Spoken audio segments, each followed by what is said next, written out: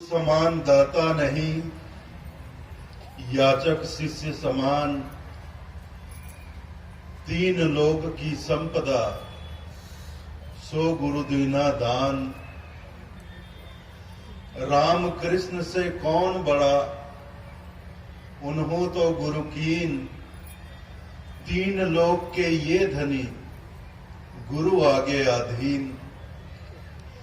मेरे गुरु की दो भुजा, गोविंद के भुज चार। गोविंद से कछु ना सरे, गुरु उतारे पार। मेरे हृदय मंदिर के आराध्य, मेरे सत्य पुरुष सदगुरु कबीर साहब के पावन चरण कमलों में कोटि कोटि बंदगी करते हुए पूज्य संत समाज और साहब के नेमी प्रेमी सभी भक्तजनों को सप्रेम साहेब बंदगी।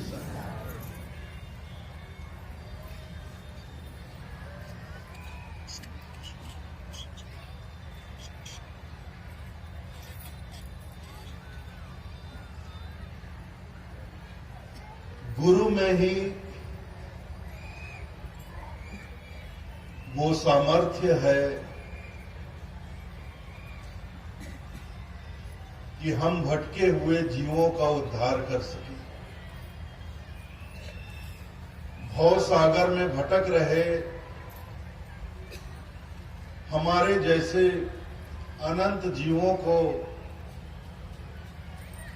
इस भव सागर से पार लगाना सतगुरु के अलावा और किसी के बस की बात नहीं।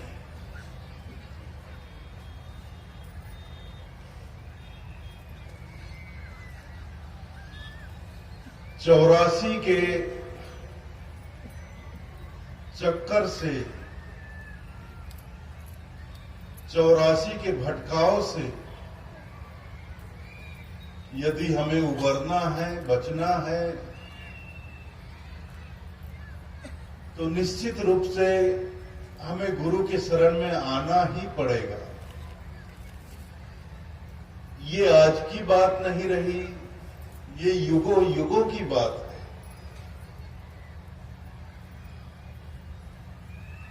है। राम कृष्ण से कौन बड़ा?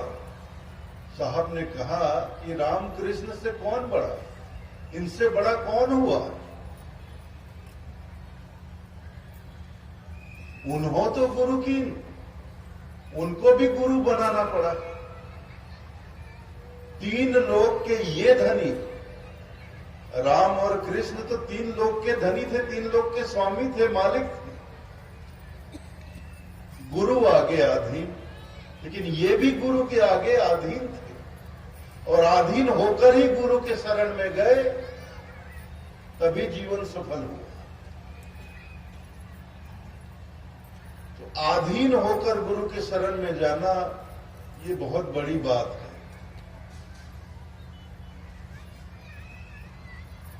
अहम का भाव लेकर, अहंकार का भाव लेकर तो कोई भी चला जाता है, लेकिन दीनहीन आधीन होकर गुरु की शरण में जाना ये हर किसी की बात नहीं होती। लेकिन अपना हम कल्याण चाहते हैं, उद्धार चाहते हैं, भवसागर से पार उतरना चाहते हैं, तो हमें दीनहीन आधीन होकर ही गुरु के शरण में जाना पड़ेगा।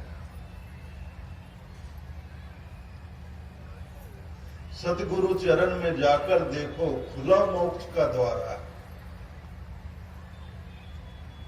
और जो आया गुरु शरण में, लख 84 टला टली। ले लो जी कोई नाम का प्यारा, हम बिखराए गली गली। सतगुरु शरण में आकर देखो, खुला मोक्ष का द्वार है। इस भवसागर में केवल एक ही ठिकाना ऐसा है जहां मोक्ष का द्वार खुला हुआ है, बाकी हर ठिकाने पे मोक्ष का द्वार बंद है।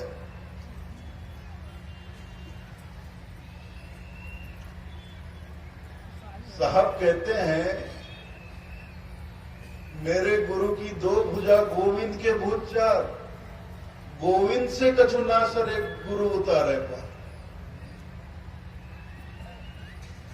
पार लगाएंगे तो गुरु ही लगाएंगे, गोविंद भी नहीं लगा सकते।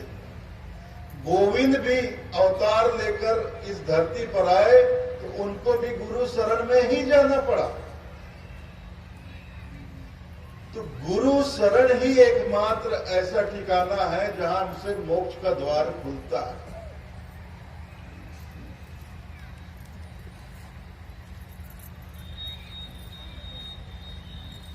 तो ये मोक्ष की बात है।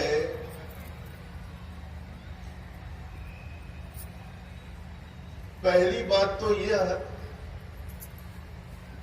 यह जो मनुष्य है, मनुष्य बड़ा जिज्ञासु प्राणी है। इसके अंदर जिज्ञासा बहुत होती है, चाहे किसी विषय के प्रति हो, किसी वस्तु के प्रति हो। जिज्ञासा का भाव इसके मन में उमड़ता घुमड़ता रहता है। हर बात को जानने की जिज्ञासा, हर बात को समझने की जिज्ञासा। तो कहीं न कहीं अपने स्वभावतः मोक्ष के संबंध में भी यह जीव या मनुष्य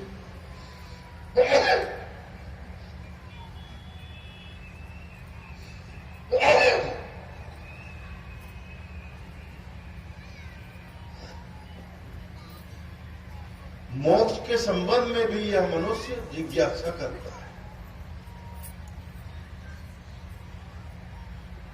और ये जिज्ञासा होती है तीन प्रकार की।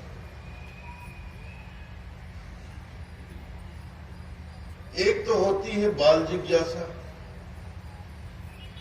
बाल जिज्ञासा छोटे बच्चों की जिज्ञासा। जैसे बारिश में बरसात हो रही है,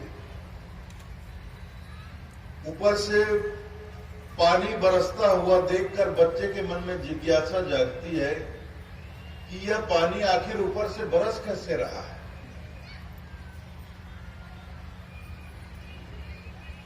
तो ऐसे खेलते कूदते हुए बच्चे देखते हैं कि आसमान से पानी बरस रहा है, तो आसपास कोई भी बड़ा बूढ़ा हो, उससे वो पूछ लेते हैं, बाबा ये पानी आसमान से कैसे बरसता है।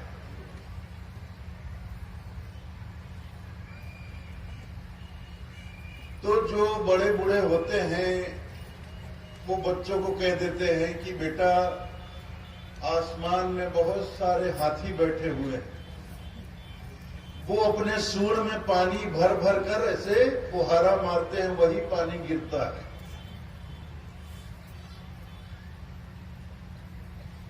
बच्चे संतुष्ट हो जाते हैं। ऊपर हाथी बैठे हैं, अपने सूंड में पानी भरकर बरसाते हैं। और मैं तो कहूं कि बच्चे तो ठीक से सुनते भी नहीं है कि उनको जवाब क्या मिल रहा है। जब तक उनको जवाब दिया जाता है उनका ध्यान कहीं और लग जाता है। इसका मतलब ये होता है कि बच्चे केवल पूछने के लिए पूछते हैं, वो कुछ जानने के लिए नहीं पूछते हैं। बच्चों की जिज्ञासा मन का कौतूहल है। पानी बरसते देखा, मन में कौतूहल मतलब मन में खुजली उठी। मन में खुजली उठी तो किसी से भी उन्होंने पूछ लिया पानी कैसे बरस रहा है, और जिससे पूछा वो बता रहा है, तब तक हो सकता है बच्चे का ध्यान कहीं और लग जाता है। तो वो सिर्फ पूछने के लिए पूछ लेता है, मन की खुजली है, खुजली शांत कर लेता है। एक दूसरा जिज्ञासु होता है पढ़े लिखे लोगों का, शिक्षित वर्ग का। उसकी जिज्ञासा भी बच्चों से अलग नहीं होती। सिर्फ इतना ही फर्क होता है कि बच्चों की जिज्ञासा मन की खुजली होती है और शिक्षित आदमी की जिज्ञासा दिमाग की खुजली होती है। बच्चे के मन में खुजली मचती है, शिक्षित आदमी के दिमाग में खुजली मचती है। लेकिन बच्चे की तरह वो कुछ भी कोई जवाब दे दे तो संतुष्ट नहीं होता है।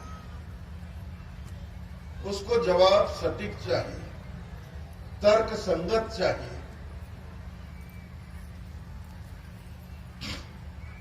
साइंटिफिक ढंग से चाहिए, वैज्ञानिक आधार पर चाहिए। अगर उसको कह दिया जाए कि ऊपर हाथी बैठे हैं, वो अपने सूंड में पानी भरकर बरसा रहे हैं, क्या मजाक करते, बच्चा समझे हो क्या?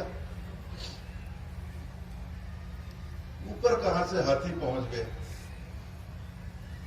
तो उसको पूरा फार्मूला समझाना पड़ता है कि भैया देखो ऐसा होता है, जब गर्मी का मौसम आता है, धूप की किरणें, सूरज की किरणें धरती पर पड़ती हैं, तो जो सागर है धरती पर, समुद्र है, उसका जल वाष्पीकृत होता है। समुद्र के पानी का वाष्पीकरण होता है और वो वाष्प बनकर भाप बनकर ऊपर उड़ जाता है। और भाप बनकर ऐसे लगातार ये प्रक्रिया चलती जाती है और भाप बनकर ऊपर उड़ते हैं और ऊपर जाकर यही वाष्प, यही भाप बादल का रूप ले लेता है। ऐसे जब बहुत से भाप इकट्ठे होकर बड़ा बादल का भंडार बन जाता है, तो ये बादल हवा में उड़ते हुए इधर से उधर, इधर से उधर हर जगह पहुंच जाता है। और जहां कहीं भी निम्न दबाव का क्षेत्र मिलता है या ये बादल चलते हुए किसी पहाड़ी से टकरा जाते हैं, तो वहां बरसात हो जाती है। जो वाष्प होता है उसमें पानी ही होता है, तो इस तरह वहां पानी बरस जाता है। हाँ, ये बात हो, ये सही बात है। उसकी जिज्ञासा, दिमाग की खुजली है, उसको जब पढ़ा लिखा है भाई, वो पढ़ा लिखा है, स्कूल गया है, कॉलेज गया है, यूनिवर्सिटी से डिग्री ली है, उसको बोल दोगे कि हाथी बरसा रहा है तो कभी नहीं मानेगा। लेकिन देखो आप, उस पढ़े लिखे आदमी की जिज्ञासा भी सिर्फ जिज्ञासा ही होती है।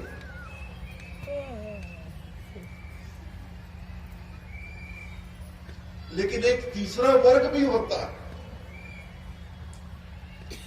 जो सिर्फ जिज्ञासा नहीं करता।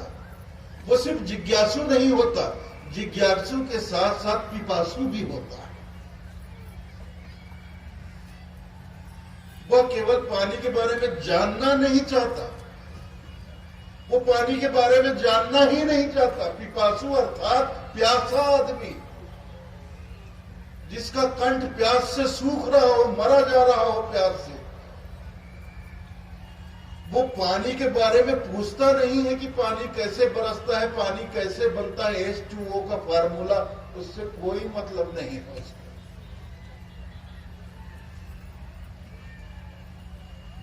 वो तो बस कहता है पानी दो मुझे, मेरा कंठ सूखा जा रहा है, मैं प्यास से मरा जा रहा हूं, मुझे पानी चाहिए। पानी कहां मिलेगा ये बताओ मुझे पानी पीना है, तृप्त होना है। ये एक तीसरा वर्ग है। और यही वर्ग, इस वर्ग की जिज्ञासा ही सार्थक जिज्ञासा होती है। जिज्ञासा के साथ पिपासा होना आवश्यक है। जिज्ञासु बनिए, लेकिन साथ में पिपासु भी बनिए।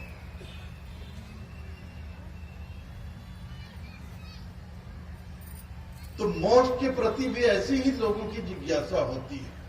कुछ लोग बच्चों की तरह जिज्ञासा करते हैं, मोक्ष क्या होता है, मोक्ष कैसे मिलता है, चर्चा करते रहते हैं, किसी से पूछ लेते हैं। अब वो कोई कुछ भी जवाब दे दे, वो संतुष्ट होकर चला जाता है, सुनता भी नहीं, पूरी बात सुनता भी नहीं। एक जो पढ़ा लिखा होता है वो भी जिज्ञासा के बारे में चर्चा करता है, किसी से पूछता है, लेकिन उसकी चर्चा में केवल तर्क और तर्क ही होते हैं। तर्क के बाद तर्क, तर्क के बाद तर्क, तर्क के बाद तर्क, और अंत में ये तर्क कुतर्क में बदल जाता है। वहां भी हाथ कुछ नहीं आता है। तर्क करते करते ये तर्क कब कुतर्क में बदल जाता है, आपस में विवाद हो जाता है। दो लोग चर्चा कर रहे हों, वो चर्चा विवाद में बदल जाता है। वहां भी हासिल कुछ नहीं होता। लेकिन जो तीसरा वर्ग होता है वो मोक्ष के बारे में सिर्फ जानना नहीं चाहता, वो मोक्ष पाना चाहता है। जानकर क्या करूंगा? मतलब भाई मैं पानी कैसे बनता है, कहां से, तो मैं जानकर क्या करूंगा? जानने से मेरी प्यास थोड़ी बुझेगी। मुझे पानी दो, पानी कहां मिलेगा ये बताओ, मैं पानी पीऊं तो मेरी प्यास बुझेगी। मुझे मोक्ष के बारे में जानना नहीं है, मुझे मोक्ष चाहिए। मोक्ष कैसे मिलेगा?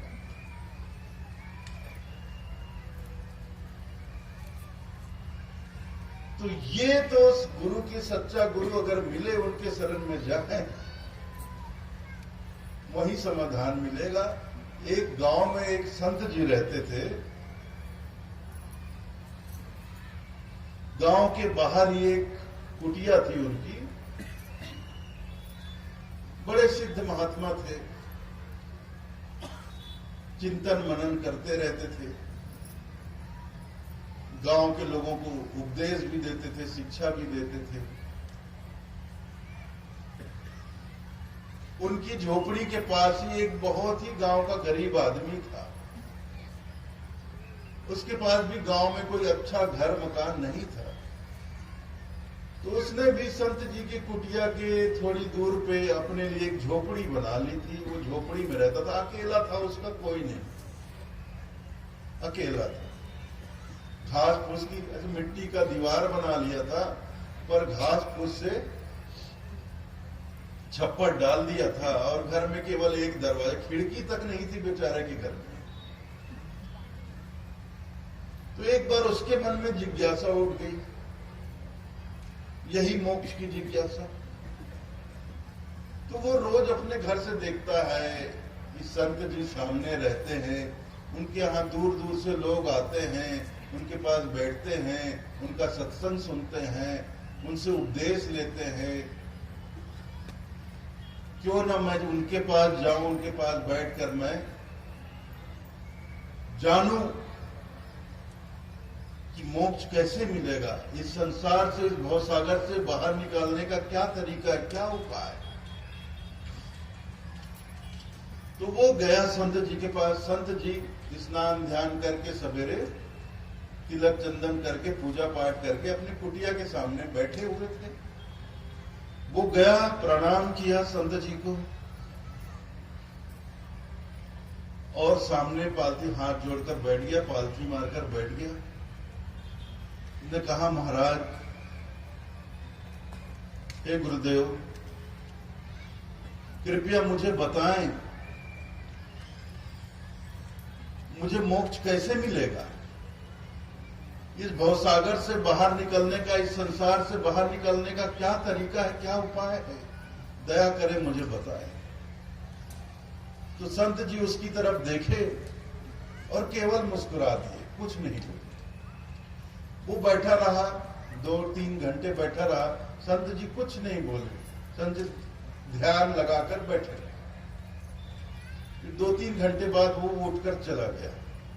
शाम को फिर पहुंच गया, फिर यही सवाल, फिर संत जी ने कुछ नहीं बोला, तो चुपचाप ध्यान में बैठे रहे, बस थोड़ा सा मुस्कुरा दिए और ध्यान में बैठे रहे। फिर अपना खंजेड़ी उठाए, भजन कीर्तन करने लगे। जवाब नहीं दिया। 2 दिन, 3 दिन, 4 दिन, हफ्ता, महीना, 4 महीने गुजर गए। वो रोज जाता था, रोज पूछता था, और वो महात्मा जी केवल मुस्कुराते थे, कभी ध्यान में बैठ जाते थे, कभी खंजेड़ी उठाकर भजन गाते थे। जवाब नहीं दिया। धीरे धीरे उस आदमी का पागलपन बढ़ता गया, जिज्ञासा बढ़ती गई, मन अशांत हो गया। मन में ही तो जिज्ञासा उत्पन्न होती है। मन में कोई तीव्र जिज्ञासा हो और उसका समाधान ना हो तो आदमी विचलित हो जाता है, फिर वो शांत नहीं रह सकता, उसका मन अशांत हो जाता है। अब वो आदमी बहुत अशांत हो चुका था। दया करो महाराज, वो जाता ही नहीं था, सुबह उठते ही वहां पहुंच जाता था और बस सामने बैठकर, दया करो महाराज, कृपा करो महाराज, मुझे बता दो महाराज, मुझे मोक्ष कैसे मिलेगा, इस संसार से, इस भवसागर से बाहर निकलने का क्या तरीका है, कृपा करो महाराज। लेकिन संत जी हमेशा की तरह वही, जिसको देखकर हंस देना, मुस्कुरा देना और फिर ध्यान में बैठ जाना या फिर खंजेड़ी उठाकर भजन गाने लगे। तो ये उसका दीवानापन, पागलपन उस व्यक्ति का इतना बढ़ गया कि अब वो घर ही जाना छोड़ दिया, वहीं बैठा रहता रात, पूरी रात। महात्मा जी कुटिया के अंदर रात को जाकर सो जाते, वो अपने घर ही नहीं जाता, वो कुटिया के सामने ही बैठा रहता हाथ जोड़। और महात्मा जी जब प्रातः काल में उठकर स्नान के लिए अपना कपड़ा लत्ता कमंडल लेकर चलते, वो भी उनके साथ साथ चलता और रास्ते भर पूछता, दया करो महाराज, महात्मा जी कृपा दया करें मुझ पर, मुझे बताएं मुझे मोक्ष कैसे मिलेगा, मैं इस भवसागर से पार कैसे निकलूंगा, क्या तरीका है, क्या उपाय है। लेकिन महात्मा जी कुछ भी नहीं बतलाते थे। एक दिन हद हो गई, जब महात्मा जी नदी पर प्रातः काल में स्नान के लिए गए, तो स्नान के लिए नदी में उतरे और कमर जितने पानी में जाकर स्नान, डुबकी लगाकर स्नान कर रहे थे, वो आदमी भी नदी में उतर गया। जहां महात्मा जी खड़े थे कमर जितने पानी में, वो आदमी भी उतर गया और उनके पास जाकर बोलता है, महाराज दया करो महाराज, अब तो बता दो मुझे मोक्ष कैसे मिलेगा, इस भवसागर से पार निकलने का क्या उपाय है, क्या तरीका, अब तो बता दो। तो महात्मा जी ने 2 पल उसको ऐसे देखा और अचानक उसकी गर्दन पकड़ी और उसको पानी के नीचे दबा दिया। पानी के नीचे दबाया और महात्मा जी उसके ऊपर चढ़ गए। अब वो आदमी पानी के अंदर और महात्मा जी उसके ऊपर चढ़ गए, और महात्मा जी भी भारी भरकम थे, हल्के फुल्के नहीं थे, चढ़ गए। अब वो पानी के अंदर उसका श्वासा बंद, अब वो श्वास के लिए तड़पने लगा, एकदम व्याकुल हो गया। जैसे जैसे समय गुजरता गया वो एकदम छटपटाने लगा। फिर जब उसे आखिर में लगा कि अगर मैंने 2 पल भी और सांस नहीं लिए तो मैं तो मर ही जाऊंगा, जब उसको लगा कि अब मैं मरने वाला हूं, तो उसने अपनी पूरी शक्ति लगाकर ऐसा उचाटा मारा कि महात्मा जी दूर जाकर गिरे। और वो आदमी पानी से बाहर निकला और जोर जोर से कांप कर उसने सांस लिया, अपनी सांस की। तब तक महात्मा जी नदी से निकले, अपना कमंडल, अपना कपड़ा लत्ता लेकर वो अपनी कुटिया की ओर चल पड़े थे। और उस आदमी ने देखा महात्मा जी डूब जा, वो भी जल्दी नदी से निकला और दौड़ते दौड़ते गया, महाराज आज तो आपने मार ही दिया था, आज तो आपने मार ही दिया था, अब तो दया करो, अब तो कृपा करो, मुझे बता दो मुझे मोक्ष कैसे मिलेगा, इस संसार से बाहर निकलने का क्या तरीका, क्या उपाय। महात्मा जी कुछ नहीं बोले, मुस्कुरा दिए, फिर गए कुटिया में गए, वहां अपना तिलक चंदन किए, पूजा पाठ किए, फिर आकर बैठे। तो उस दिन वो आदमी भड़क गया, हद हो गई, हद हो गई। मुझे तो लगता है तू सच्चा साधु नहीं है, तू ढोंगी है, तुझे खुद नहीं मालूम कि मोक्ष कैसे मिलता है, मुक्ति का क्या उपाय है, इस संसार से बाहर निकलने का क्या तरीका, भवसागर से बाहर निकलने का क्या तरीका, तुझे खुद नहीं मालूम, मुझे क्या बताएगा। मैं आज अच्छे से जान गया तू ढोंगी। अपनी पूरी भड़ास निकाला, चिल्लाया, लेकिन महात्मा जी शांत बैठे, मुस्कुराते रहे और मस्त। फिर थोड़ी देर चिल्ला चुल्ली के वो आदमी अपने कुटी में गया। अब वो 4-6 महीने से हैरान परेशान था एक ही चक्कर में कि महात्मा जी मुझे बता दे। बहुत थक चुका था वह, बहुत थक चुका था। गया कुटिया में गया, खाट नीचे गिराया, अंदर से दरवाजा बंद किया और बिना खाए पिए लेट गया। अब इतने महीनों से थका हारा था, परेशान था, उस दिन अपने दिल की पूरी भड़ास निकाली थी उसने, पूरी भड़ास निकाली थी, तो मन भी हल्का लग रहा था। ऐसे में वो जैसे ही खाट पर लेटा, उसको भयंकर गहरी नींद आ गई। एकदम गहरी नींद में सो गया। इतना सोता रहा। कब दोपहर हो गई, कब सांझ हो गई, कब रात हो गई, कुछ पता ही नहीं। जब रात्रि के अर्धरात्रि के करीब समय आया तो सारा गांव सो चुका था। गांव में लोग जल्दी सो जाते हैं, 9-10 बजे सो जाते हैं। तो सारा गांव जब सो गया तो महात्मा जी अपने घर से निकले और उन्होंने एक डिब्बे में मिट्टी का तेल लिया और माचिस की डिब्बी ली और चुपचाप उस व्यक्ति के झोपड़े की तरफ गए। झोपड़े के पास जाकर, अब उस गरीब के झोपड़े में एक दरवाजा ही तो था और कोई खिड़की भी नहीं थी। बाहर से उन्होंने कुंडी लगा दी, बाहर से कुंडी चढ़ा दी और अच्छे से चारों तरफ घास फूस का छप्पर था, में मिट्टी का तेल छिड़का, माचिस जलाया और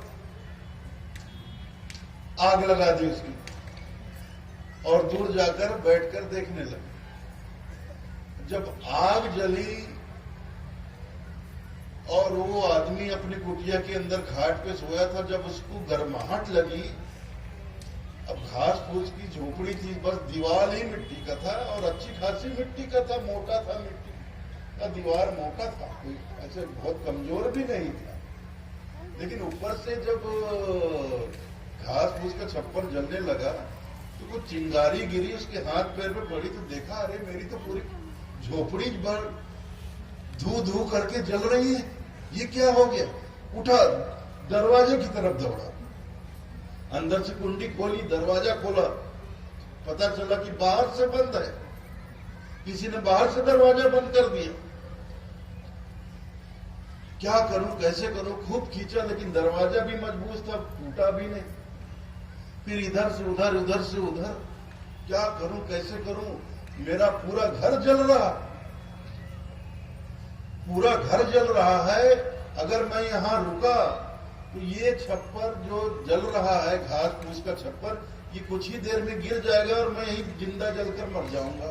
क्या करूं, कैसे करूं, क्या करूं, कैसे करूं। आखिर में उसने क्या किया, वो अपने झोपड़ी के एक किनारे पर गया और पूरा ताकत लगाकर दौड़ा और दूसरे छोर के दीवार को पूरे जोर से दम लगाकर मारा और दीवार फोड़कर बाहर कूद गया।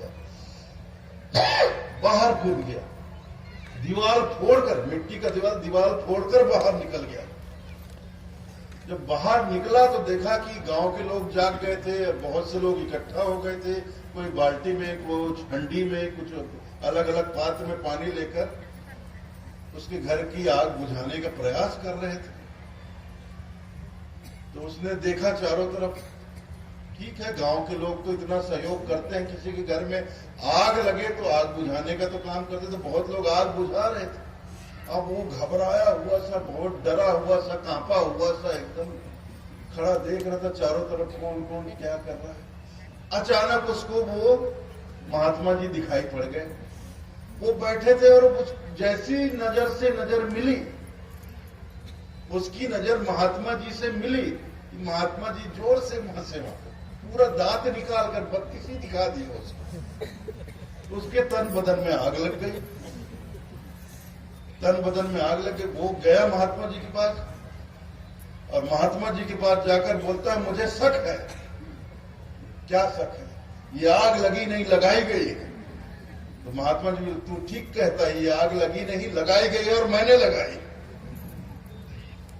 महात्मा जी, आपने सवेरे तो मुझे नदी में डुबाकर मारना चाहा, अब मुझे जिंदा जलाना चाहा। नहीं, तू मरने वाला नहीं है। जब तू सवेरे मैंने तुझे नदी के अंदर डुबोया, तुझ पे चढ़ के बैठ गया, तू नहीं मरा तो इस आग से क्या मरेगा तू? कैसे बच गया तू? जब मैंने तुझे नदी के अंदर, पानी के अंदर दाबा, तुझ पे चढ़ के बैठ गया, तुझसे शरीर में मैं तुझसे डबल हूं। अरे तू होगा 40 किलो का, मैं तो 80 किलो का हूं, तुझ पर चढ़ के बैठ गया, फिर भी तूने मुझे इतनी दूर फेंक दिया। क्यों? क्योंकि तेरे अंदर चाह है, जीने की चाह है। तेरे जीने की चाह ने तुझे पानी से बाहर निकाल लिया, और ये आग जो तेरे घर पे लगी नहीं, मैंने ही लगाई। जब तेरे घर में आग लगी, तुझे पता चला कि तेरा घर पूरा जल रहा है, तू मरने वाला है, तब क्या तूने ये सोचा कि कोई मुझे आकर बताए कि जब घर में आग लगे, जब घर जलने लगे, तो उस जलती हुई घर से बाहर निकलने का क्या तरीका होता है, क्या उपाय होता है?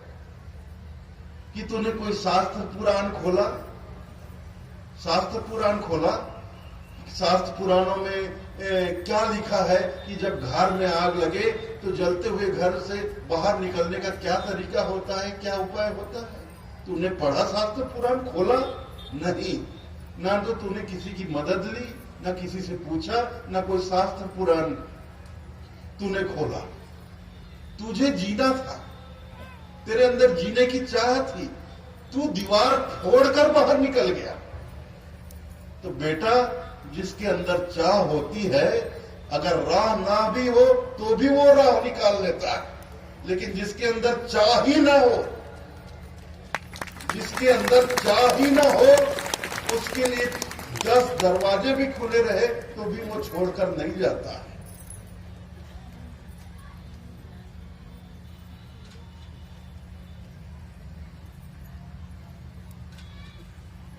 तो तेरे अंदर जीने की तो चाह है, लेकिन क्या वास्तव में तुझे मोक्ष की चाह है?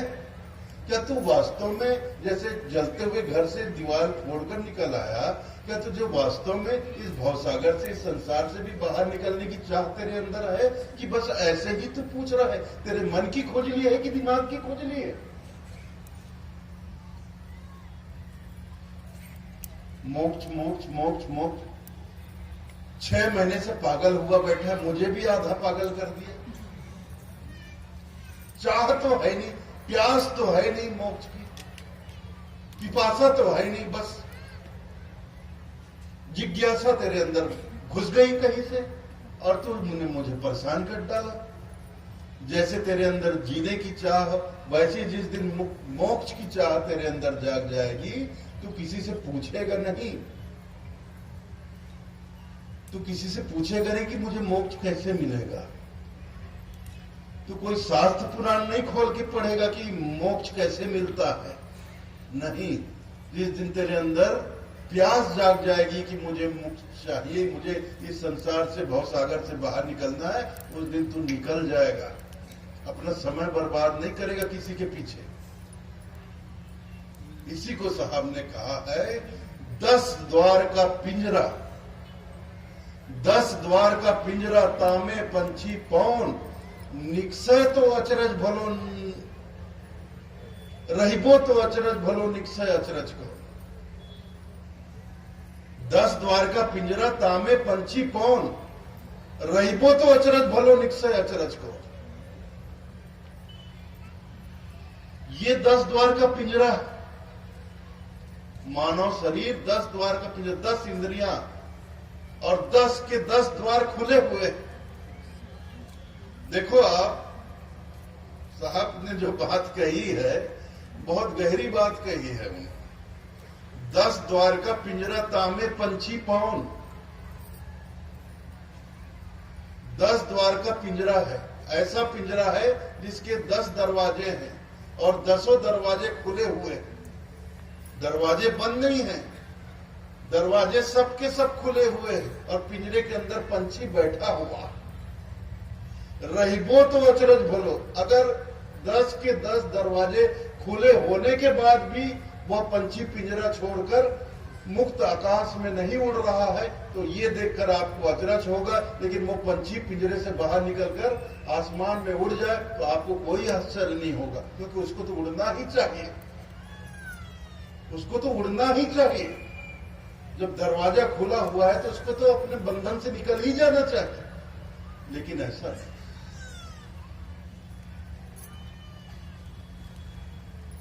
मोक्ष का दरवाजा किसी ने कुंडी बेड़ी लगाकर, ऐसे ताला लगाकर बंद करके नहीं रखा हुआ, और ना किसी के पास। लोग हमेशा इस भ्रम में रहते हैं कि हम बंधे हुए, संसार में बंधे हुए। किसने बांध रखा है? संसार ने बांध रखा है। माया ने बांध रखा है। कहां बांधा हुआ है, किस तरह से बांधा हुआ, दिखाओ मुझे, दिखाइए मुझे, किस जगह बंधन है आपको दिखाइए। रस्सी से बांधा हुआ है, संकल से बांधा हुआ है, किस चीज से, चैन से बांधा हुआ है, कहां बंधा हुआ है, मेरे को दिखाओ तो एक बार। हम कहते हैं हम बंधे हुए हैं, बंधन कहाँ है मुझे दिखाइए, दिखाइए ना मुझे। तो ये बंधन शरीर का बंधन नहीं है, शरीर से हम नहीं बंधे हुए हैं, हमारा मन इस संसार में बंधा हुआ है और संसार ने नहीं बांधा। संसार, इस संसार को जड़ कहा गया है, याद रखिएगा। जितने भी धर्म दर्शन हुए हैं, जितने भी संत महापुरुष हुए हैं, उन्होंने इस संसार को जड़ कहा है। जड़ अर्थात मृत, मृत जिसमें जीवन नहीं है, जिसमें जीवन नहीं है, मृत है। पंच महाभूत की बात आप लोग सुनते हैं, पंच महाभूत जिससे ये संसार बना। 5 तत्व को पंच महाभूत कहा गया है। क्षिति जल पावक गगन समीरा, पंच तत्व में अधम शरीरा बना, अधम शरीरा। तो इन 5 तत्वों से सिर्फ शरीर ही नहीं बना, ये सारा ब्रह्मांड ही 5 तत्वों से बना है। आकाश तत्व, वायु तत्व, अग्नि तत्व, जल तत्व और पृथ्वी तत्व, इसी से बना है। और इन 5 को संतों ने पंच महाभूत कहा है। भूत अर्थात मरा हुआ, मृत, मृत है ये, उसमें कोई जान नहीं है, कोई जीवन नहीं है, वो किसी को कैसे पकड़ेगा। आप मेरे को बताइए, ये देखिए ये पंडाल लगा है ना, इसमें कितने सारे खंबे हैं, बहुत सारे खंबे हैं, ये पाइप गड़ा हुआ है। अभी मैं जाके एक पाइप को पकड़ लेता हूं, ऐसे जोर से पाइप को पकड़ लेता हूं, आप लोगों से और आप लोगों से फरियाद करता हूं, भैया इस पाइप ने मुझे पकड़ लिया, मुझे छुड़ाओ छुड़ाओ छुड़ाओ, मुझे मुक्त कराओ, इस पाइप ने मुझे पकड़ रखा है। तो आप लोग क्या कहोगे? आप लोग मेरी बातों का क्या जवाब दोगे? जवाब दोगे कि हंसोगे? क्या मजाक करते हो साहब जी, पाइप ने आपको कहां पकड़ा है? आपने ही पाइप को पकड़ रखा है और हमसे कहते हैं पाइप ने मुझे पकड़ रखा है, मुझे छुड़ाओ। तो यही हाल तो हो रहा है भाई, यही बात तो हो रही है। संसार ने हमें कब पकड़ा? हमने संसार को पकड़ा है, और हाथों से नहीं, शरीर से नहीं, मन से। संसार पर जो पकड़ होती है वो मन की पकड़ होती है। हमारा मन चिपका हुआ है इस संसार। हमारे मन में जो विकार है, वासनाएं हैं, हमारी ये वासनाएं संसार से जुड़ी होती है। काम, क्रोध, मद, लोभ, मोह, ईर्षा, राग, द्वेष, छल, कपट, जो बहुत तरह की, जो हमारी मन में ये जो भाव होते हैं, ये भाव हमें संसार से चिपका कर, पकड़ कर रखते हैं। यही भाव, लोभ है तो हम धन दौलत को चिपके रहेंगे मन से। मन में लोभ है, वो लोभ, हमारे मन का लोभ धन दौलत को पकड़ा रहेगा, छोड़ेगा नहीं। काम है मन में, किसी स्त्री के प्रति हमारे मन में वासना जाग गई, हम आकर्षित हो गए, तो हमारे मन में जो काम का वो भाव है, काम वासना का भाव है, वो काम वासना का भाव उसको पकड़े रहेगा, उसका ख्याल हमारे दिमाग से जाएगा नहीं, हम उसके बारे में ही सोचते रहेंगे 24 घंटे, सुबह से रात तक। सोएंगे भी तो उसके बारे में सोचते सोचते सो जाएंगे। तो मन पकड़ रहा है, मन के विकार पकड़ रहे हैं, मन की वासनाएं संसार को पकड़ रही है, संसार हमें नहीं पकड़ रहा। एक बार अब साहब बनारस में रहते थे, काशी में, तो उनकी कुटिया थी जहां वे निवास करते थे। तो प्रतिदिन कुटिया के बाहर सत्संग लगता था, तो सैकड़ों भक्त लोग, साधु संत भक्तजन वहां सत्संग में पहुंचते थे। तो एक दिन साहब कुटिया के सामने बैठकर सत्संग, कीर्तन, भजन सब चल रहा था। उसी समय एक धोबी गधे के साथ वहां से गुजरा रास्ते से। रास्ते से गुजरा तो साहब ने कहा, देखो वो धोबी कैसे बंधा हुआ जा रहा है, वो धोबी कैसे बंधा हुआ जा रहा है। तो भक्तों ने कहा, ये साहब हमेशा उल्टी बात ही करते हैं भाई। अरे बंधा हुआ तो गधा जा रहा है, गधे के गले में रस्सी बंधी है, धोबी कहां बंधा है, धोबी तो बांध कर ले जा रहा है। साहब आप हमेशा उलट बांसी कहते हैं, उल्टी बात कहते हैं। अरे नहीं भाई, मैं बिल्कुल सही कह रहा हूं, वो धोबी ही बंधा जा रहा है।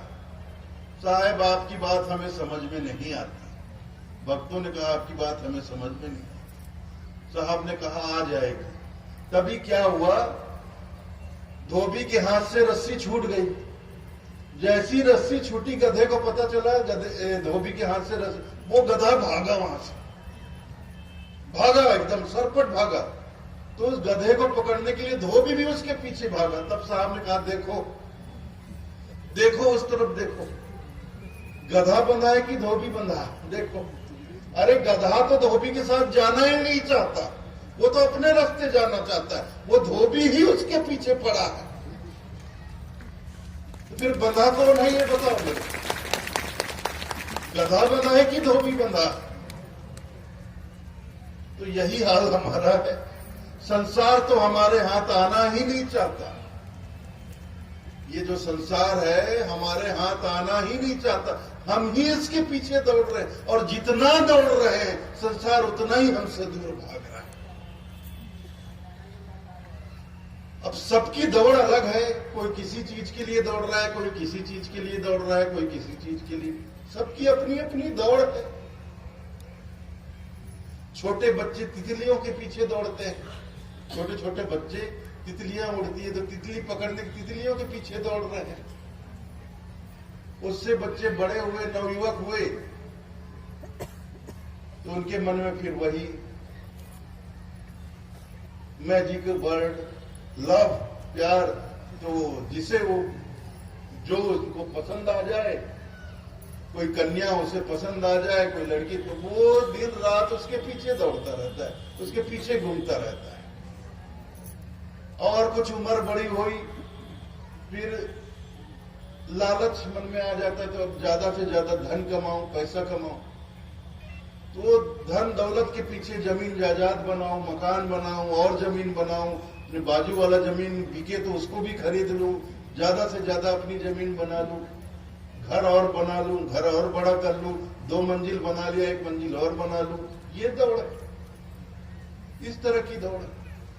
तो हर आदमी दौड़ रहा है इस संसार के पीछे, कोई तितली के पीछे, कोई लड़की के पीछे, और हमारे ये नेतागण है कुर्सी के पीछे। हमारे नेतागण है ये कुर्सी को पकड़ने दौड़ रहे हैं। अब विधायक की कुर्सी तो मिल जाए, अब इसके बाद मुझे मिनिस्टर की कुर्सी मिल जाए, और फाइनली फिर मुझे चीफ मिनिस्टर की भी कुर्सी मिल जाए। ये टारगेट करके चलते हैं। हर नेता, देश का हर नेता अंतिम लक्ष्य किसी तरह अंत में मैं प्राइम मिनिस्टर की कुर्सी तक पहुंच जाऊं। हर नेता प्रधानमंत्री बनना चाहता है, उसके अंदर दौड़ है भाई, वो उसे पकड़ना चाहता है। फिलहाल ठीक है, अभी एमपी का सांसद की कुर्सी मेरे पास, अभी इसी से काम चलाता हूँ, फिर धीरे से मिनिस्टर बन जाऊंगा तो मिनिस्टर कुर्सी मिले, फिर होगी कि बात होगी, जमेगी तो प्रधानमंत्री की कुर्सी भी पकड़ूंगा। ये पकड़ने की दौड़ है, हर उम्र की दौड़, हर उम्र में आदमी दौड़ रहा है। बस जिसे पकड़ना है वो चीजें अलग है, लेकिन दौड़ कौन नहीं रहा है। सिर्फ बच्चा ही नहीं दौड़ रहा, युवा ही नहीं दौड़ रहा है, बुजुर्ग भी दौड़ रहे हैं, लेकिन वजह कारण सबके अलग अलग है। तो हमने संसार को पकड़ा है। इस बात को देखिए, और पकड़ भी लोगे आप, कितना जोड़ लोगे? 200 एकड़ जमीन, 400 एकड़ जमीन, 1000 एकड़ जमीन, 4000 एकड़, 5000, 10,000 एकड़ जमीन, रुपया पैसा भी, धन संपत्ति भी कमाओगे, कितना कमा लोगे? करोड़, 10 करोड़, 50 करोड़, 100 करोड़, 1000 करोड़, 2-4 हजार करोड़ सोना चांदी भर लोगे घर में, हीरे मोती भर लोगे घर में, कीमती से कीमती जमीन इकट्ठी कर लोगे, कीमती से कीमती मकान इकट्ठे कर लोगे, क्या होगा? क्या होगा? अंत में क्या होगा?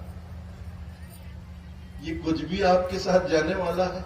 हम अपने जीवन में जीवन भर जिन चीजों को इकट्ठा करने में, जिन चीजों को पकड़ने में अपना पूरा जीवन लगा देते हैं, और जब अंत समय निकट आता है सब कुछ धरा रह जाता है, हमें खाली हाथ यहां से निकल जाना पड़ता है, यहां से विदा हो जाना पड़ता है। कुछ भी हमारे साथ नहीं जाता है, कुछ भी नहीं जाता है। बादशाह सिकंदर के हौसले तो वाली थे, जब गया था दुनिया से दोनों हाथ खाली थे। कहते हैं बादशाह सिकंदर ने पूरी दुनिया फतेह कर ली थी, पूरी दुनिया का जीत लिया था, पूरी दुनिया का मालिक बन गया था, लेकिन उसे शराब पीने की बहुत गंदी आदत थी। जवानी में, जवानी थी उसकी, बुढ़ापा तो आया नहीं था, जवान था, लेकिन शराब खूब पीता था। उसका कलेजा जल गया, कलेजा खराब हो गया, किडनी लीवर खराब हो गया उसका। उसके जितने वैद्य थे सबने जवाब दे दिया कि महाराज आपके पास बहुत थोड़े से दिन रह गए हैं, बस बहुत थोड़ा समय आपके पास। अब बीमार पड़ गया, सैया पर लेटा रहता था, चल फिर भी नहीं पाता था, तो लेटे लेटे लेटे लेटे उसको इस बात का बोध हुआ, देखो मैंने अपने जीवन में क्या किया, मुझे जीवन मिला, मेरे परवरदिगार ने मुझे जीवन दिया, और इस जीवन को मैंने किस तरह बर्बाद किया। जब से होश संभाला मैंने खाली सिर्फ युद्ध ही युद्ध किया, लड़ाइयां की, पता नहीं कितने लोगों को मारा, कितने लोगों को काटा, कितनों के घर उजाड़े, कितने बच्चों को अनाथ किया, कितनी स्त्रियों को मैंने विधवा कर दिया, उसकी मांग उजाड़ दी, सिर्फ इसलिए कि ये संसार मेरा हो जाए। और आखिर एक संसार के बहुत बड़े हिस्से में मैं काबिज भी हो गया, और मेरा स्वास्थ्य बिगड़ गया, और मेरे सारे राजवैद्य मुझे कह रहे कि आपके पास बस थोड़ा सा समय। तो जिस जीवन में मैंने अपना पूरा जीवन लगाकर जिन चीजों को मैंने जीता, पकड़ा, अपना बनाया, कब्जा किया, काबिज हुआ, क्या उनमें से कुछ भी मेरे साथ जाएगा? वो यही सोचता था, क्या एक कौड़ी भी, मेरे खजाने की एक कौड़ी भी मेरे साथ जाएगी? वो सोचता रहा, चिंतन करता रहा। फिर एक दिन मंत्रियों को, सेनापतियों को बुलाया, मृत्यु शैया पर पड़ा था, बुलवाया और कहा, उनसे कहा कि मैं आज आपको आदेश नहीं दे रहा, आज मैं आप लोगों से निवेदन करता हूं कि जब मैं मर जाऊं और मेरा जनाजा निकले तो कफन से मेरे दोनों हाथ बाहर कर देना, दोनों हाथ बाहर कर देना। और वैसा ही हुआ, जब बादशाह सिकंदर मरा, उसका जनाजा निकला तो उसके दोनों हाथ कफन से बाहर कर दिए। तो दुनिया ने देखा बादशाह सिकंदर, दुनिया का मालिक सिकंदर आज दुनिया से विदा हो रहा है, उसके दोनों हाथ खाली है, एक ढेला भी उसके साथ नहीं जा रहा।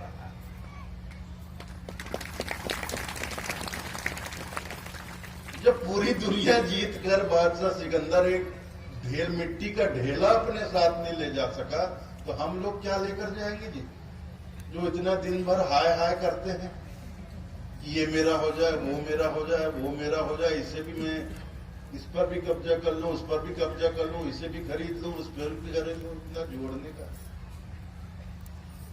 ये इतनी बड़ी सच्चाई है, और इतनी खुली हुई सच्चाई है, ढकी हुई सच्चाई नहीं, ये पर्दे के पीछे की सच्चाई नहीं है, बिल्कुल खुली हुई सच्चाई। हम जहां भी रहते हैं, जिस नगर में रहते हैं, जिस गांव में रहते हैं, हमारे नगर में, गांव में, हमारे अड़ोस में, पड़ोस में हमारे जानकारों में, पहचानकारों में आए दिन कोई ना कोई मौत होती रहती है और हम उसके मैयत में जाते भी हैं, शामिल होते हैं। और हम देखते हैं इसने अपना पूरा जीवन लगाकर ये घर बनाया, ये व्यवसाय खड़ा किया, इतनी संपत्ति बनाई, ये गाड़ी मोटर खरीदा, आज निकल लिया। और क्या गया इसके साथ? कुछ भी नहीं, सब यहीं धरा रह गया, कुछ भी नहीं गया। कंकड़ चुनचुल महल बनाया, लोग कहे घर मेरा रे। साहब कहते हैं कंकड़ चुनचुल महल बनाया, लोग कहे घर मेरा रे, ना घर तेरा ना घर मेरा, चिड़िया रैन बसेरा।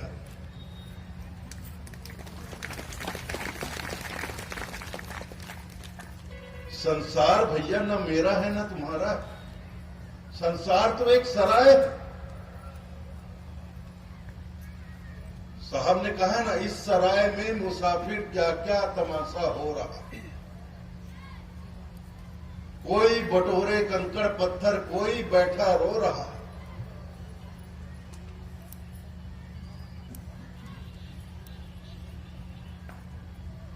कोई गावे कोई बजावे, कोई कांटे बो रहा।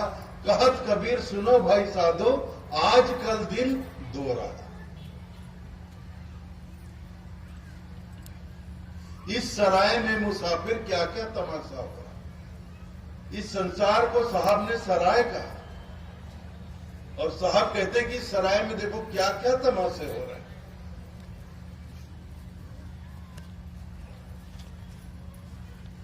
कोई गावे कोई बजावे, कोई बैठा रो रहा।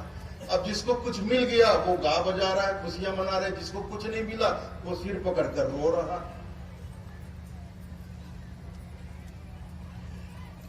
कोई नाचे कोई बजावे, कोई कांटे बो रहा।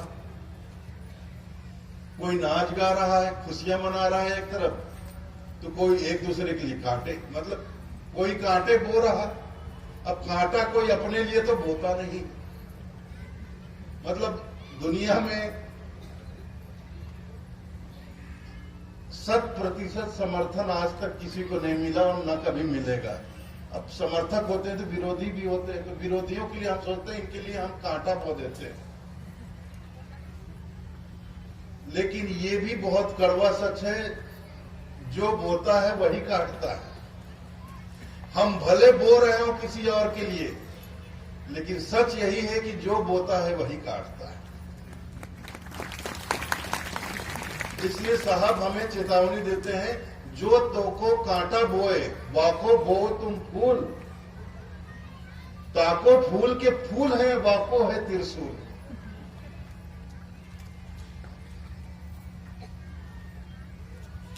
हम कांटा बोएंगे तो हमें कांटा ही मिलेगा। लेकिन साहब की चेतावनी है, साहब की शिक्षा है, अगर कोई हमारे लिए कांटे बो रहा है तो बदले में तुम उसके लिए कांटा मत बो, तुम उसके लिए फूल बो, फूल के पौधे लगाओ, फूल सजाओ। ताको फूल के फूल है, जो लगाएगा, मैंने फूल लगाया तो मुझे भविष्य में आगे चलकर फूल ही मिलेंगे, और जो कांटा लगाया उसको कांटा ही मिलेगा। भले उसने मेरे लिए लगाया, लेकिन लगाने वाला ही काटता है। फसल लगाने वाला ही काटता है। अगर हम कांटे बोएंगे तो कांटे ही हमें काट कर घर लाने पड़ेंगे, कांटे ही हमें चुभेंगे। अगर फूल लगाएंगे तो हमारे जीवन में फूल ही फूल होगा, सुगंधी ही सुगंधी होगी। तो इस चक्कर में ना पड़ेगा। तो इस बात को हमें समझना, ये संसार सराय। इसलिए साहब कहते भी हैं, ये राजू दास गाना भजन बहुत अच्छी तरह से गाते हैं, महंत राजू दास जी। 2 दिन का दर्शन मेला, फिर चला चली का ठेला। अनूप जलोटा जी ने भी गाया है इस भजन को। 2 दिन का दर्शन मेला, फिर चला चली का ठेला। उड़ जाएगा हंस अकेला, 2 दिन का दर्शन मेला।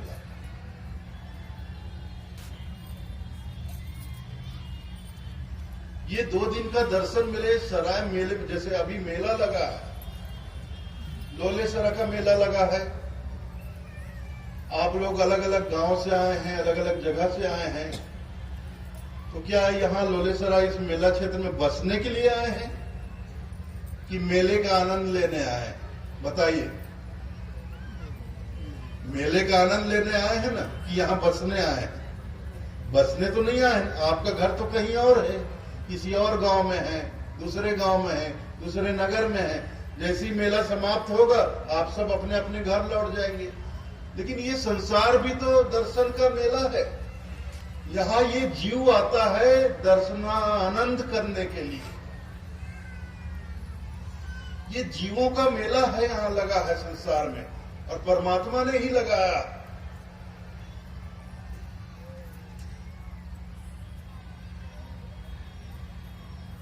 एक साहब का और पद है, भजन है, मुझे ध्यान नहीं आ रहा।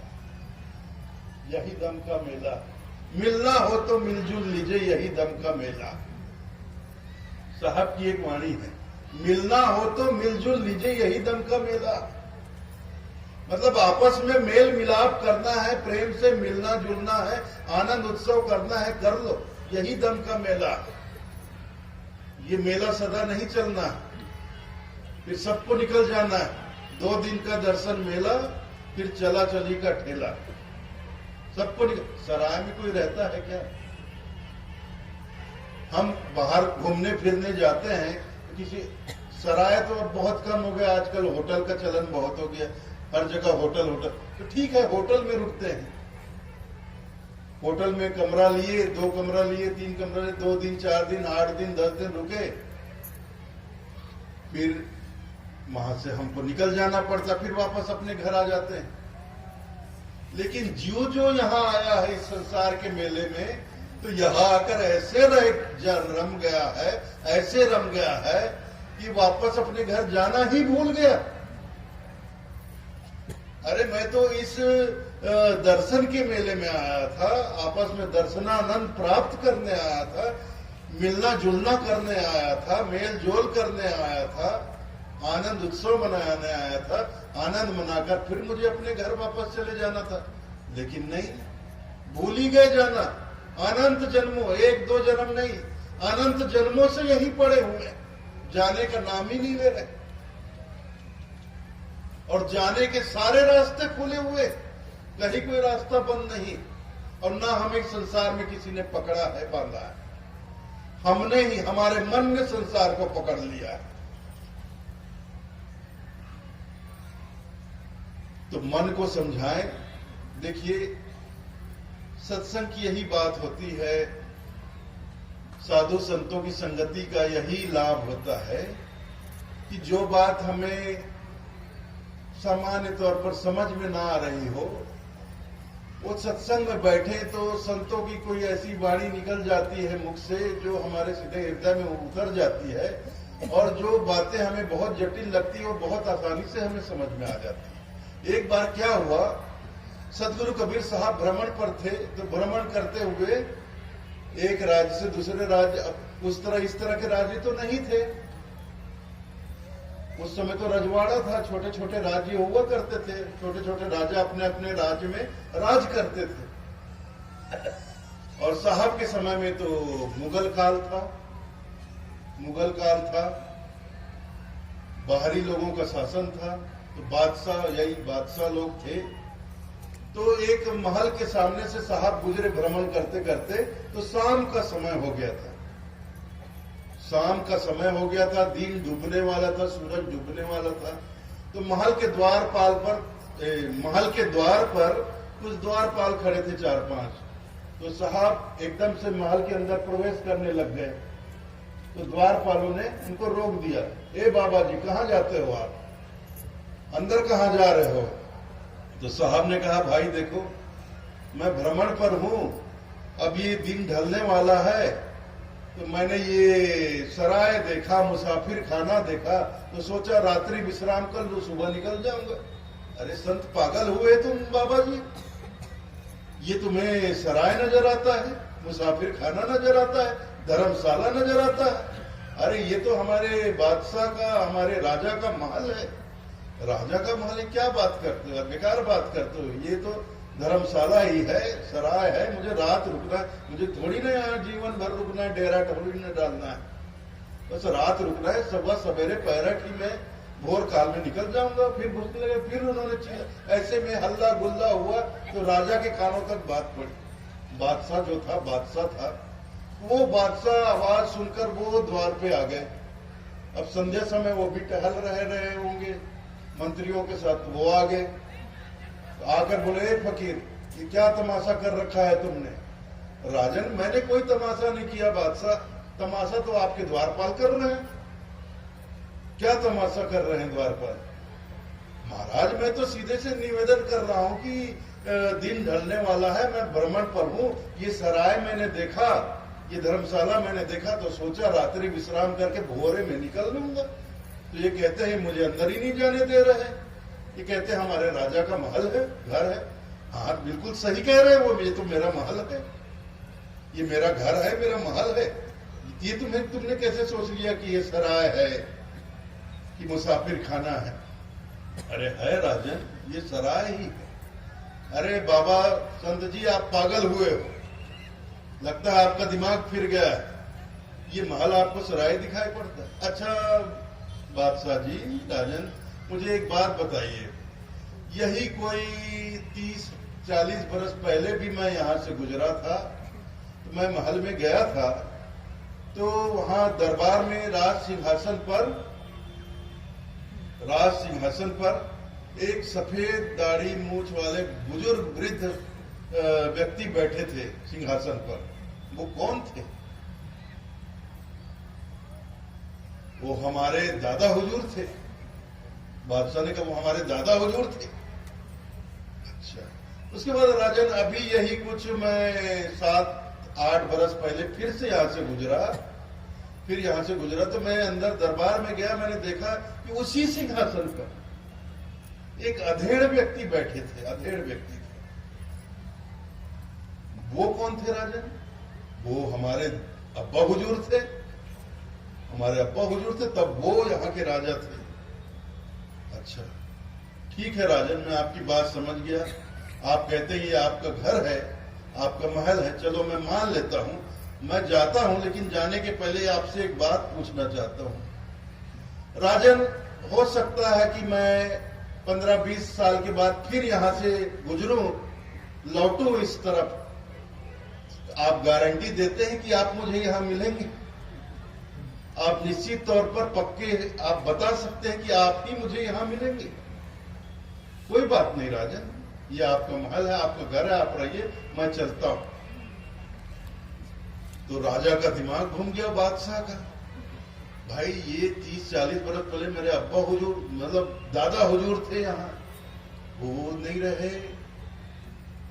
फिर ये कहते हैं कि 15 साल पहले, 20 साल पहले फिर आया, तब सिंहासन पर मेरे अब्बा हुजूर थे, वो भी चले गए। अब मैं बैठा हूं, ये बाबा बोल रहे 10-15 साल बाद फिर आऊंगा। क्या सच में मैं रहूंगा? क्या सच में मैं रहूंगा? तो साहब ने कहा, अच्छा राजन, मैं चलता। अरे बाबा, रुको, आप रुको, बात समझ में आ गई मुझे, आप रुको, अब मैं जाता हूं यहां से। कहते हैं उस बादशाह ने राजपाट सब छोड़ दिया, उसको बात समझ में आ गई कि वास्तव में यहाँ कोई मालिक बनकर नहीं आता। और संसार में देखो, ये ऐसा भी है, संसार में आप कुछ भी कितना भी बटोर लो जी, कितना भी बटोर लो, आप उसके मालिक कभी नहीं बन सकते। जमीन जायदाद, घर मकान, रुपया पैसा, सोना चांदी, पद प्रतिष्ठा, जो भी आप बटोर लो, पकड़ लो, ये सब इकट्ठा करके आप कभी उसके मालिक नहीं बन सकते। ज्यादा से ज्यादा बन सकते हो तो चौकीदार, उससे ज्यादा कुछ नहीं बन सकते। जिसके पास जितनी भी संपत्ति, जिसने जितना संसार जोड़ रखा है, वो रोज उसकी पहरेदारी करता है। कहीं चोर इसको चोरी करके ना ले जाए, कोई मुझसे छीन ना ले, कोई हड़प ना ले, वो उसका पूरा जीवन चौकीदारी में गुजर जाता है। तो पहरेदार ही तो हुए ना। और जिसके पास जिसने जितना ज्यादा बटोरा वो उतना ही बड़ा चौकीदार। अब जिसके पास 2-4 एकड़ जमीन है, 1-2 लाख रुपया है, थोड़ा बहुत एक छोटा मकान है, वो छोटा चौकीदार। लेकिन उसको भी रोज चैन नहीं है। वो सुबह उठते ही अपने खेत की तरफ जाएगा, पड़ोसी खंती खनत गए, देख मोर लगा झन खपट दे। जाते हैं कि नहीं जाते? ढेला मोर डार झन फेंक दे। आप देखने जाते हो ना, क्या कर रहे हो आप? चौकीदारी तो कर रहे हो। तो आप अपने जमीन के मालिक हुए, चौकीदार हुए। चौकीदार। और जिसने जितना ज्यादा, अब आशीष भाई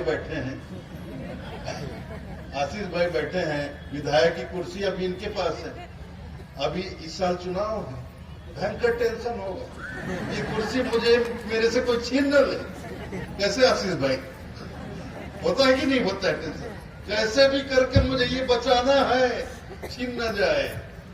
तो विधायक की कुर्सी पा भी लिए तो विधायक की कुर्सी के सिर्फ चौकीदार बने भाई। चौकीदारी करनी पड़ेगी अभी चुनाव में उसको बचाना होगा।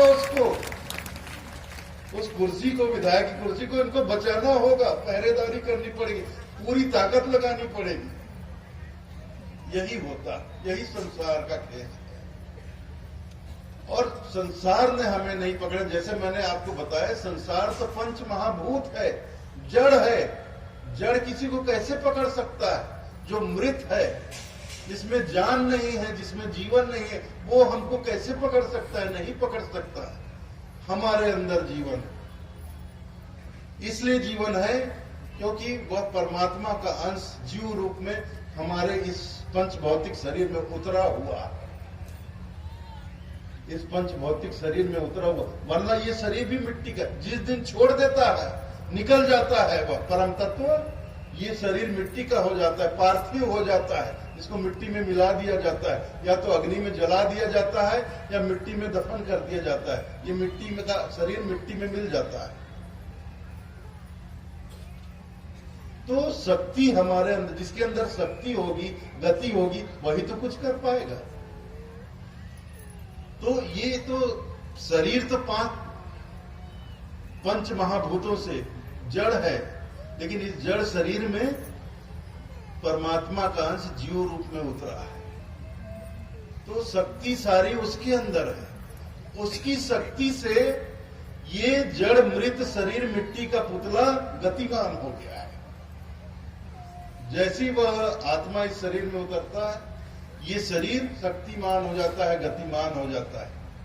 कैसे? ये चलने लगता है, दौड़ने लगता है, उठने लगता है, बैठने लगता है, हंसने लगता है, बोलने लगता है, रोने लगता है, खाने लगता है, पीने लगता है। और जिस दिन ये आत्मा निकली, ढेर हो जाता है, ढेर हो जाता है। तो आज ये हमारा माटी का पुतला जो है, शरीर है, इस पे हम लोग इतना गुमान करते हैं, इतना गुमान करते हैं, पूछो मत। हद बेहद गुमान करते हैं अपने आप पर। ये तो पानी केरा बुध बुदास मानस की जात, देखत ही छुप जाएगा जो तारा परवार। इसको मिटने में कोई बहुत समय नहीं लगेगा। मनुष्य का जीवन कोई बहुत लंबा नहीं होता।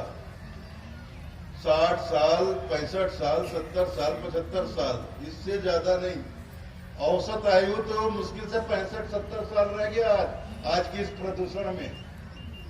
इतना भयंकर प्रदूषण इंसान ने इस संसार में फैला दिया। पर्यावरण खत्म हो रहा, पर्यावरण खत्म हो रहा, जंगल कट रहे हैं, धड़ाधड़ कट रहे हैं। और इतना उत्पात मचा रखा है इस मानव ने, इस पृथ्वी पर, इस धरती पर, इस प्रकृति में। प्रकृति के साथ खिलवाड़ कर रहा है। जिससे जीवन है, जिससे जीवन है, उसके साथ खिलवाड़ कर रहा है। मतलब जिस डाल पर बैठा है उसी डाल को काट रहा है। जिस दिन पर्यावरण नष्ट हो जाएगा उस दिन इस धरती से जीवन समाप्त हो जाएगा। फिर भी बात समझ में नहीं आ रही, हम लगातार पर्यावरण उजाड़ते चले जा रहे हैं। मैं आपको एक बोतल देता हूं, और आपको देकर कहता हूं ये स्लो पॉइजन है। पॉइजन है लेकिन स्लो पॉइजन है, आपको एकदम से नहीं मारेगा, धीरे धीरे करके मारेगा। रोज एक बूंद, आपको एक बूंद पानी में डालकर लेना। आप लोगे? लोगे क्या मुझे बता? नहीं लोगे ना, कभी नहीं लोगे। तो फिर जो अनाज में आप रासायनिक खाद डाल रहे हो, कीटनाशक छिड़क रहे हो, वो क्या है? वो क्या है? वो स्लो पॉइजन है, केमिकल है, रसायन है, वो पूरा स्लो पॉइजन है। अब आप उसको अनाज में डाल रहे हो, सब्जियों में डाल रहे हो, मनमाने तरीके से डाल रहे हो, ज्यादा उत्पादन हो, ज्यादा उत्पादन हो तो ज्यादा पैसा आए बेचकर, ज्यादा पैसा आए तो हम मौज करें, फिर अपने घर को और बढ़िया बनाए, और साधन सुविधा, भौतिक साधन और ज्यादा जुटाए। आप पैसा तो कमा रहे हो लेकिन अपने आप को मार रहे हो आप। हम लोग रोज जो भोजन करते हैं ना, ये भोजन के साथ हम स्लो पॉइजन ले रहे हैं, रोज ले रहे हैं। लेंगे वाली बात नहीं है, ले रहे हैं। मैं पूछ रहा हूं, मैं दूंगा तो लोगे कि नहीं लोगे? तो मना कर रहे हो, लेकिन आप खुद अपने हाथ से ले रहे हो। हम सब अपने हाथ से रोज नाश्ते से लेकर दोपहर का भोजन, रात्रि भोजन तक, चाहे वो अनाज खाएं, चाहे सब्जी खाएं, सलाद खाएं, फल खाएं, फ्रूट खाएं, जो भी खाएं, तो सबको स्लो पॉइजन हमने बना दिया है। सबको स्लो पॉइजन किसी और ने नहीं, हमने बना दिया है, इस मनुष्य ने ही बना दिया है। और आप, हम सब प्रतिदिन सुबह से रात तक स्लो पॉइजन ले रहे हैं, तो हम खुद को मार रहे हैं। एक बार कालिदास जी के बारे में, महाकवि कालिदास जी के बारे में कहा जाता है, जिस डाल पर बैठे थे उसी को काट रहे थे। आप बताओ मुझे, कोई आपके गांव का कोई आदमी पेड़ पे चढ़ जाए और जिस डाल पर बैठा है उसी को काटने लगे, तो आप उसको क्या कहोगे? उसको देखोगे तो आपका कैसा बेवकूफ है, कैसा मूर्ख आदमी है, जिस डाल पर बैठा उसी को काट रहा है। ये कटेगा तो खुद भी तो गिरेगा, हाथ पैर टूटेंगे इसके, मरेगा नहीं तो जो भोजन हमें ऊर्जा देने के लिए हम जो भोजन करते हैं, उसमें हम पॉइजन डाल के खा रहे हैं, तो हम क्या मूर्खता नहीं कर रहे हैं? हम क्या बेवकूफी नहीं कर रहे हैं? ये हमारी बेवकूफी नहीं, मूर्खता नहीं, हम कितने बड़े मूर्ख हैं। आज सोच कर देखिए, हम कितने बड़े बेवकूफ हैं, कितने बड़े मूर्ख हैं। कम से कम ये सोचेंगे आप यहाँ बैठकर, तो ये तसल्ली तो होगी कि लोलेसरा मेले में गए थे, सत्संग में बैठे, तो कम से कम इतनी अनुभूति की हुई हमको, इतनी अनुभूति तो हुई कि हम बहुत बड़े बेवकूफ हैं, हम बहुत बड़े मूर्ख हैं। कम से कम इतनी अनुभूति तो लेकर जाओगे आप, और कुछ लेकर जाओ चाहे मत जाओ। भाइयों, होश में आओ। ये ज्यादा अनाज उत्पन्न करने के चक्कर में अपने ही खाने पीने की चीजों में जहर मत मिलाओ। और ऊपर से इतनी फैक्ट्रियां लग रही, कल कारखाने लग रहे हैं। अब कल कारखाने बिना केमिकल के तो चलते नहीं, जहरीले रसायन उसमें उपयोग होते हैं। अब वहां का पानी बहता है तो पानी कहाँ जाएगा? किसी न किसी नाले से होते हुए जाकर मुख्य नदी में मिल ही जाता है। अब इतने बड़े बड़े हम शहर का विस्तार करते जा रहे हैं। दिल्ली में देखो 3 करोड़ आबादी, बंबई में देखो 4 करोड़ आबादी, कलकत्ता में देखो 3 करोड़ आबादी, मद्रास में देखो, चेन्नई देखो 2-2.5 करोड़ की आबादी, हैदराबाद देखो 1.5 करोड़ की आबादी, 4 करोड़ बंबई की आबादी है। सोचो आप, 4 करोड़ लोग बंबई में रहते हैं। अभी यहाँ कितने लोग ज्यादा से ज्यादा इकट्ठे होंगे? 50,000 60,000 लोग इस मेले में, 50-60,000 70,000, इससे ज्यादा क्या होंगे? इतने लोगों के सिर्फ 4 दिन के लिए इकट्ठा होने में, 4 दिन के बाद जब ये मेला समाप्त होगा तो देखना कितना कचरा, गंदगी सब तरफ फैला। तो सोचो, जिस शहर में 4 करोड़ लोग रहते हैं, हर आदमी दिन में कम से कम एक बार तो शौच करता ही करता है, एक बार तो शौच करता ही। और पेशाब तो 4 बार, 5 बार, 6 बार, 8 बार, 10 बार भी करते हैं। तो 4 करोड़ लोगों का प्रतिदिन, और बहुत से लोग तो 2 बार, 3 बार, इतने लोगों का मल मूत्र प्रतिदिन कहां जाता है? कहां जाता होगा? गटर बना दिए गए, बड़े बड़े सीवर लाइन बना दिए गए, उसको किसी छोटे नाले में छोड़ दिया गया, तो वो छोटा नाला जाकर बड़ी नदी में मिल गई। जो हम मल मूत्र कर रहे हैं वही हमारी नदियों में जा रहा है। और कल कारखानों के जहरीले केमिकल, रसायन वही जा रहा है। पानी भी जहरीला, और ये कल कारखाना, और इतनी गाड़ियां, जी पूछो मत, इतनी गाड़ियां हो गई है। पिछले 15 वर्षों में, 15 साल पहले इतनी गाड़ियां नहीं थी, पिछले 15-20 वर्षों में इतनी गाड़ियां हो गई हैं, इतनी, घर घर में गाड़ियां, हर घर में एक बाइक मिलेगा, एक नहीं तो 2 बाइक मिलेगा, एक ट्रैक्टर मिलेगा, एक कार भी मिलेगा, जीप मिलेगा, हर घर में।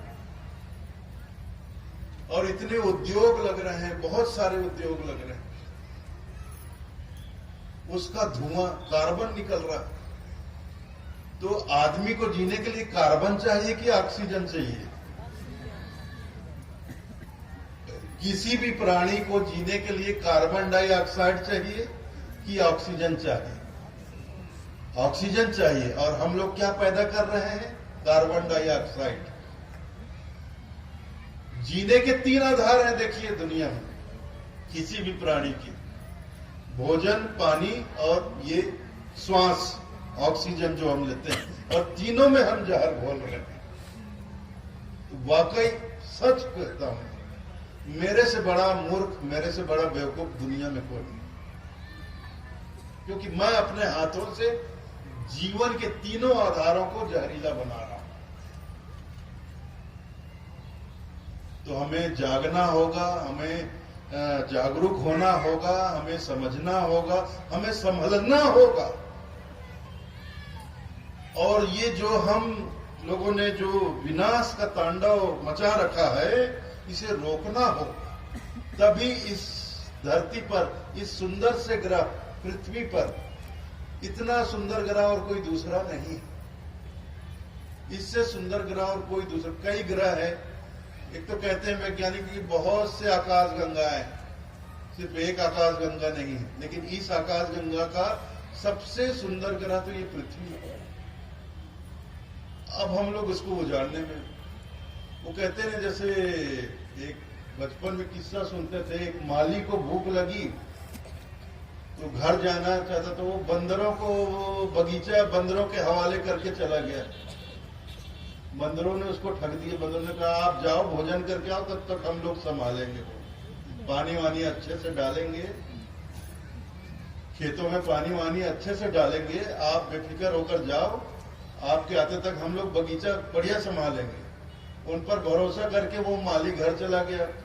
आकर देखा तो सब उजड़ा फुजड़ा पड़ा था, गाजर मूली सब जमीन के बाहर इधर उधर।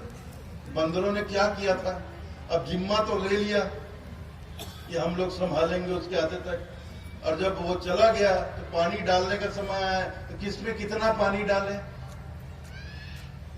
तो बंदरों का जो मुखिया था उसने कहा कि उखाड़ उखाड़ के देखो, जिसका जड़ छोटा होगा उसमें कम पानी डालेंगे, जिसका जड़ बड़ा होगा उसमें ज्यादा पानी डालेंगे।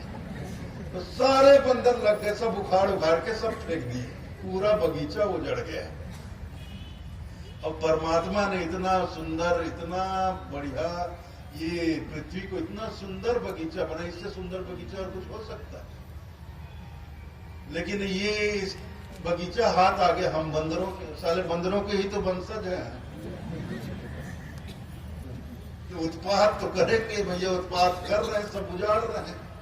तो भैया हो, मेरी यही प्रार्थना है कि जागरूक बनिए, अपने आप को संभालिए और इस धरती को बचाइए। इस धरती में जीवन है, इस जीवन को बचाइए। सिर्फ मानव जीवन नहीं, असंख्य प्रकार के यहाँ प्राणी हैं, पशु पक्षी हैं, सबका जीवन आज मनुष्य के हाथ में है। हमें इस बात को समझना होगा। मोक्ष की पे बात चली थी, लेकिन बात यहाँ तक आ गई। मुझे लगता है कि ये बात भी अच्छी बात निकली। सार्थक बात निकली। तो मोक्ष के विषय में भी थोड़ी चर्चा हो गई और अभी जो समसामयिक जो विषय है, जो हमारे सामने समस्या है, इस पर भी थोड़ी सी चर्चा हो गई। तो मैं समझता हूं कि ये भी सही हो गया, अच्छा हो गया। तो आप लोगों ने मेरी बातें बहुत ध्यानपूर्वक सुनी, बहुत प्रेम पूर्वक सुनी। इसके लिए मैं आप सभी लोगों का हृदय से आभारी हूं। इतना ही कहकर आज्ञा चाहूंगा। साहेब एक बात बताओ मला, ये साल भंडारा नहीं चलत का? नहीं चलत का? मला बताओ। चलत है कि भंडारा में बने खाए पियल नहीं मिलत, स्वाद नहीं बने खाए पिए भंडारी मन नहीं देवत का, बने खाए पिए कार्यकर्ता मन कहाँ है भैया? आजेच मैं मंझनिया मुख्यमंत्री जी आ रही तो बताया साहेब बंदगी के कतका बड़े महत्व है। अब मैं साहेब बंदगी कहा था तो ये दे तीन ले थोक नवाज आती साहेब यदि पूरा सन्नाटा पा रहा है। अरे साहेब बंदगी बोल रहे हैं भाई, किसी अरे गहरे की बंदगी नहीं, हमारे मालिक हमारे साहब की बंदगी, परमात्मा की बंदगी हो रही। उसमें भी कंजूसी करते हो, उसमें भी आलस करते हो, ऐसे बोल रहे हो जैसे 4 दिन से आप खाना नहीं खाए हो। साहेब बंदगी, ऐसे बंदगी किया जाता है? अरे ऐसी बंदगी लगाओ कि बेमे तरह तक सुनाई पड़े कि साहब की बंदगी हो रही है। प्रेम से बोलो साहेब बंदगी, साहेब साहेब बंदगी, साहेब साहेब बंदगी, साहेब साहेब बंदगी। साहेब।